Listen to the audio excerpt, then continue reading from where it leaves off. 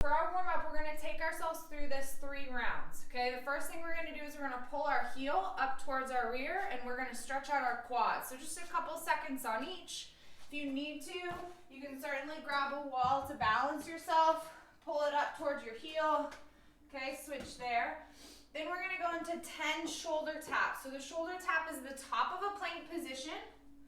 And then we're going to pull one arm towards the shoulders. If you need to go opposite to start, you can do that. Or we recommend trying to pull same hand to the same shoulder.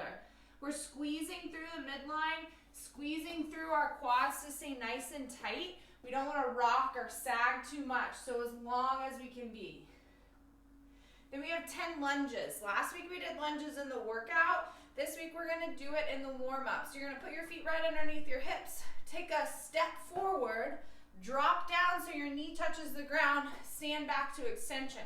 If you're looking at me from the side, we're hoping that when you step, you create a nice 90-degree angle both through the knee and through the hip. We stand back up to that standing position. Every step counts. So that's 2 reps, 3 reps. We're doing 10 total. Then we're going to warm up our stomach, our back, our midline, our core. This is really what creates a lot of power for us. So we're going to do what we call a hollow rock.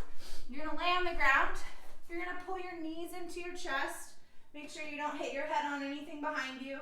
And then here you're going to extend your feet out in front of you as far as you can where you feel like you have a nice low back position, but you can still rock in a tight position. So if I can, the ideal position would be for me to get out into a nice C curve. Okay, 10 of those, every rock counts. Then we're going to do 10 bootstrappers. Bootstrappers just mean we're going to tuck our hands underneath our feet and we're going to stretch through the low back and the hips.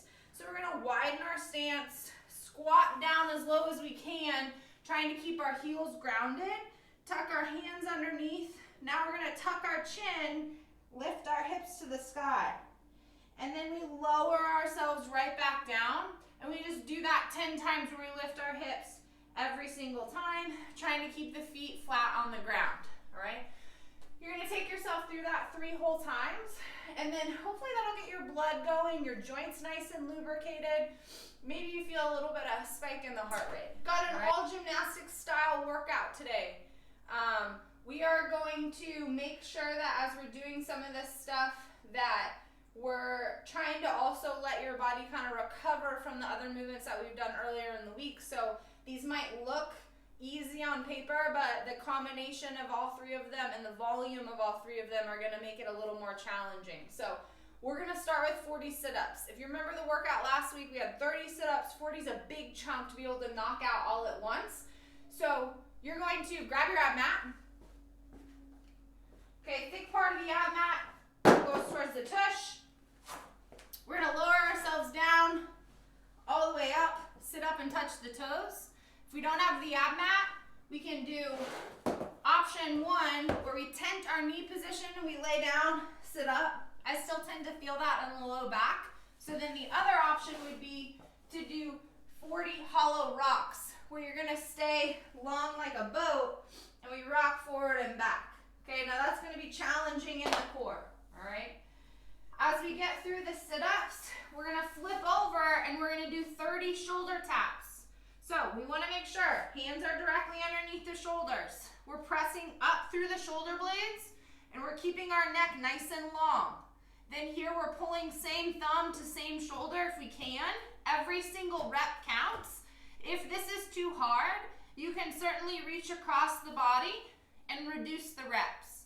What I find is that if I take a little bit wider stance with my feet, I feel a little more balanced. As we get better at it, then we want to tighten our feet together and stay as narrow as possible. That'll challenge us more. For those of you that do want an option, you can kick up against the wall in the same position that you would do a handstand hold and work on your shoulder taps in that position. It is challenging, but it's a good way to kind of scale up the workout. The last piece that we have today is 20 up downs. So instead of a traditional burpee, we're going to challenge that plank position all throughout the workout. So we're really challenging the core today. The up downs just look like this. So you kick back, stand up, and clap. Okay, so just like that, you're not gonna go all the way down to the floor. If you do have a rower or a bike, you can use that as a 20 cal row or a 20 cal bike if that's something you want to do as well. All right, 4 rounds for time, 18-minute time cap today. Let us know if you have any questions, and we'll hopefully get to see you guys soon.